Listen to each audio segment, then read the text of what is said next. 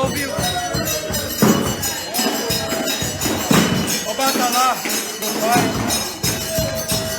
quando me escolheu aos 26 anos para vir à Nigéria, fiquei com o nome dele. Eu nunca imaginei estar aqui com os reis, e sendo um dos reis do Palácio de Leifer, e dançar junto aos reis com Onífer.